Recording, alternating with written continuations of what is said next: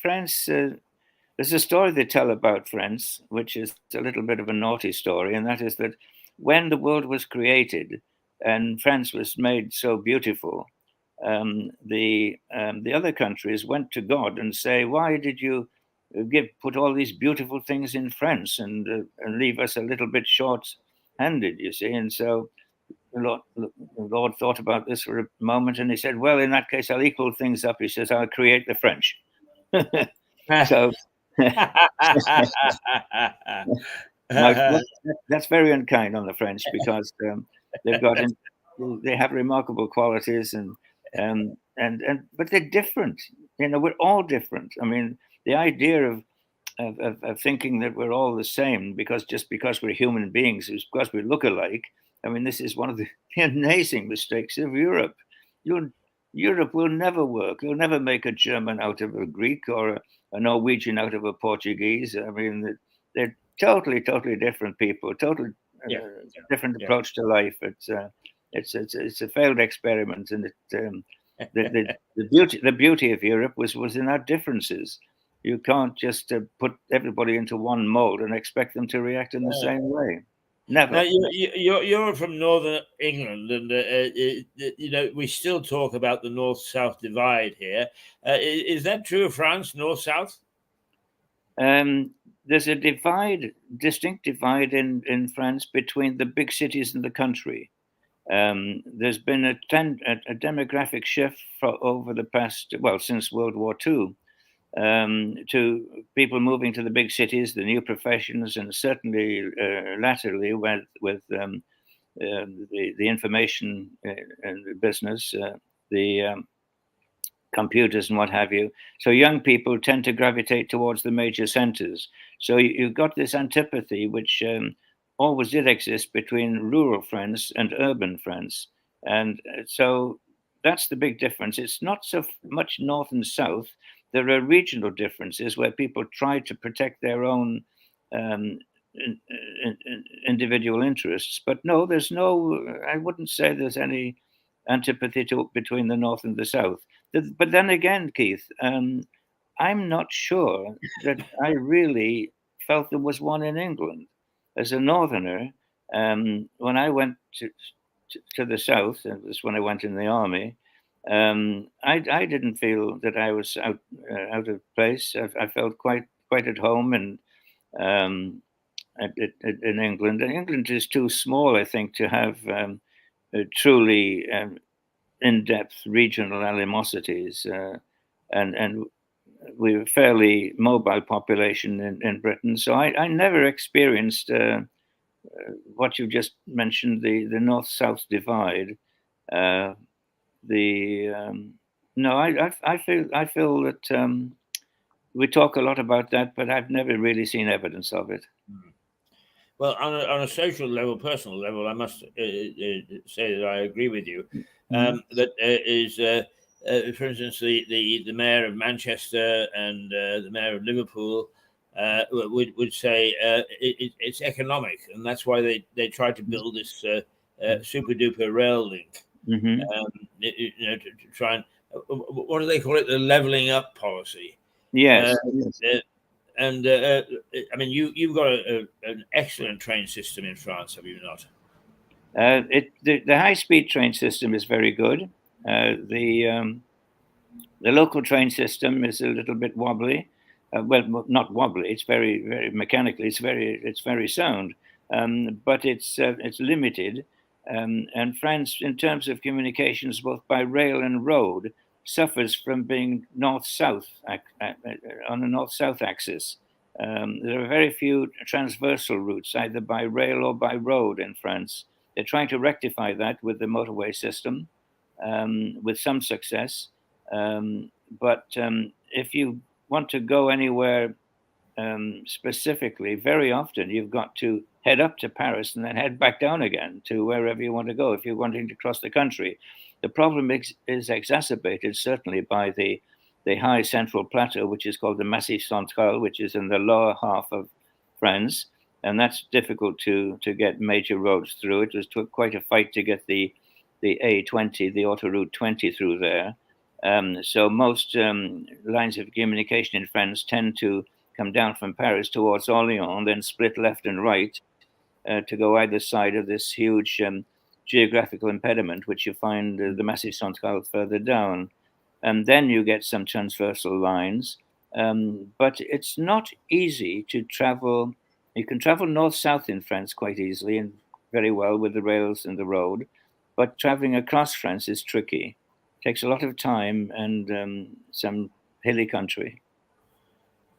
Yes, I can remember as a very young man. I was 21 years of age, I guess, traveling down and going through Grenoble.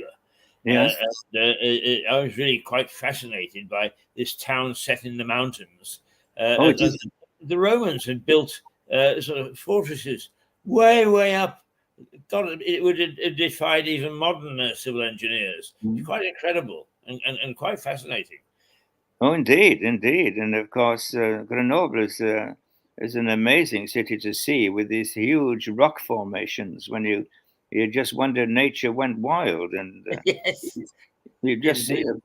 a rock growing up out in the middle of a field, and by that I mean a rock that is 1,500 meters high and 1,000 meters wide. It's just sitting there in a field. It's not a stone; it's a huge rock, and several of them. Quite an amazing city, Grenoble, and the going through a bad time at the moment. Lots of crime, unfortunately, Oh, and really?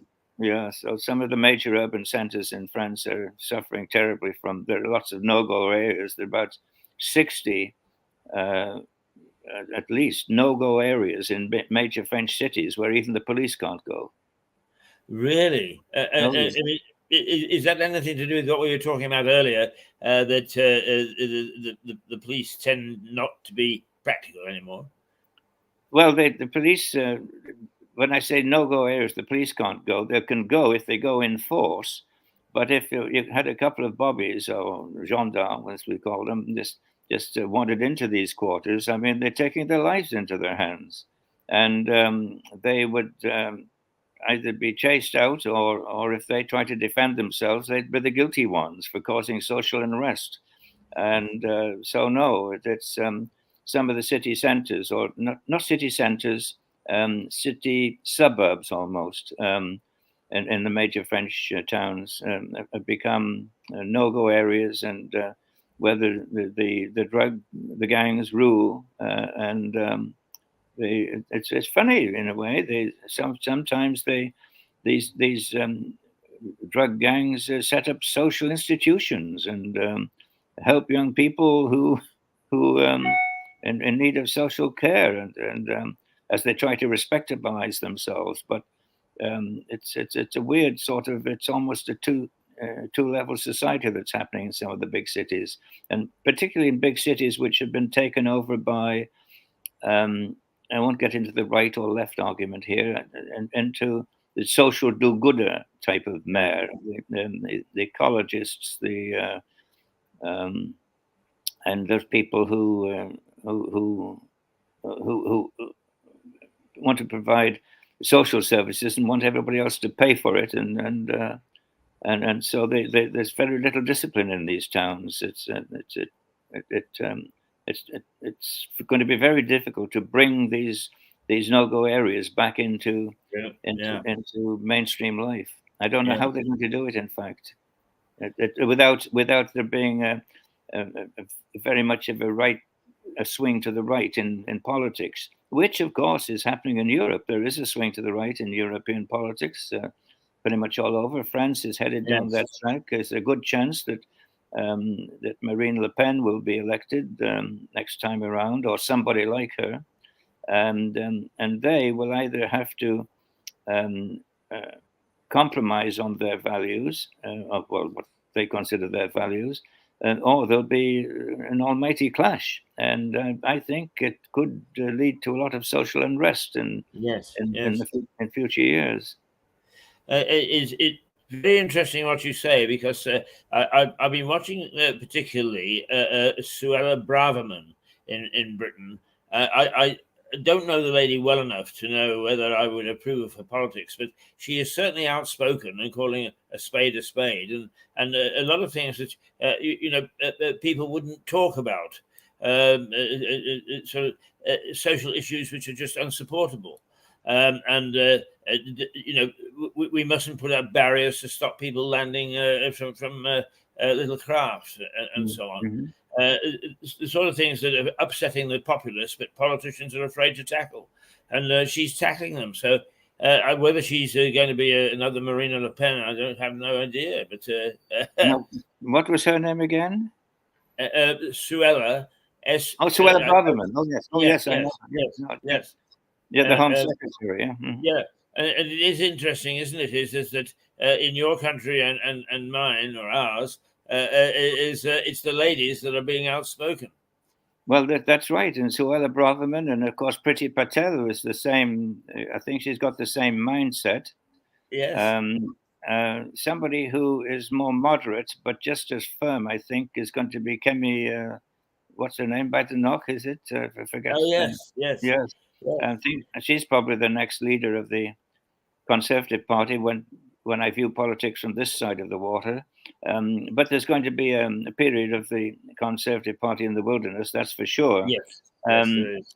And even a more serious problem: will the Conservative Party survive the one that 1832 Peel and the rest of it? Will that political entity survive?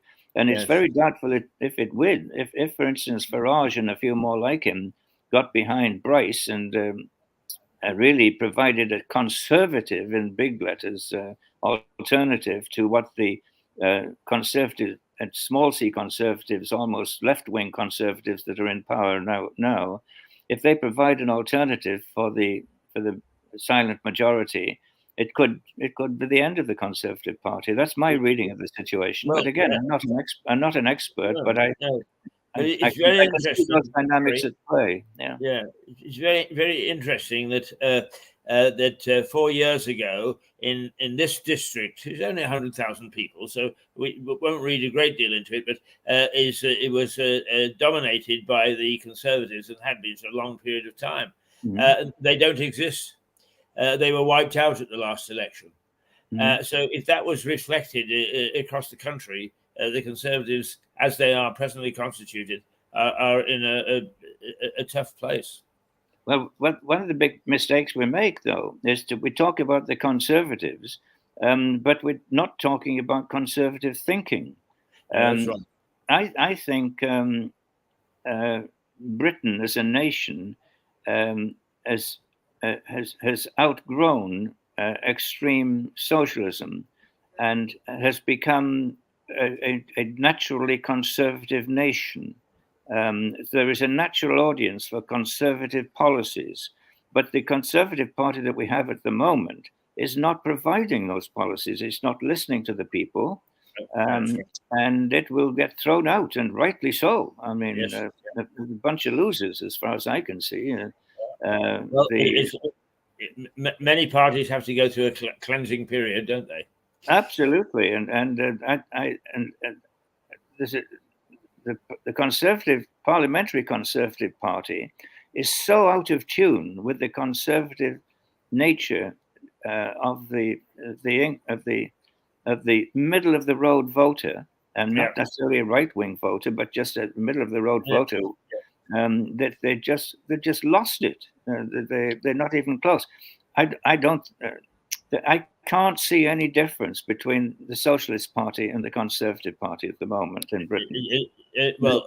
I mean, I can see a difference, but the difference isn't as great as the Conservative Party would like to think. And I think that your assessment, particularly looking at it without being involved in the local politics, as it were, is a very valid one, Harry. And I'm glad that we got onto this topic. But we have been going for an hour, so I think we must let you go back to your beer, even though it's. Well, you're the one. You're the one with the beer. You were the one I saw with the beer.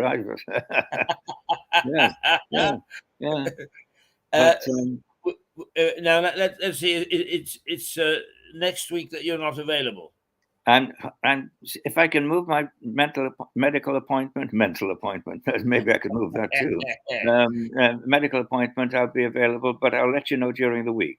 But certainly, All I'll right, be back excellent. the week after with the If young not, then we'll lady see from the tourist office. Absolutely, we're looking forward to that.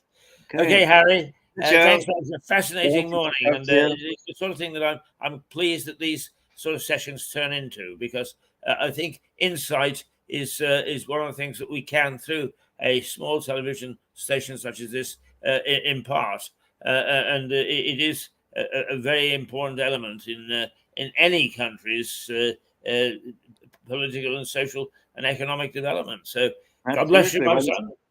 Well, neither of us are experts. We're just simple lads who got to where we are. That's right. But we do have the advantage of having an outside view to bring into a more independent perspective, independent assessment of our country, of Britain, and created from having experienced a large number of different societies and ways of doing things. Yeah, I hope that we both, without bias in this, and I think that gives us a certain detachment, but a more accurate perception of what's happening in Britain. I couldn't agree more. Yeah, Harry, we'll talk to you next week, hopefully, but if not, the week after. Okay, terrific. Talk to you soon. Bye. Bye, Keith. Bye. Bye.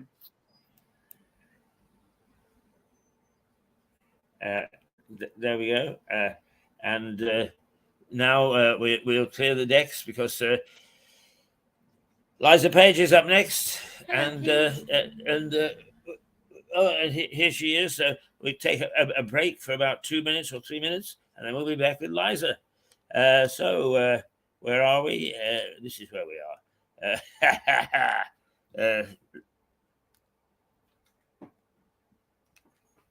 Yeah.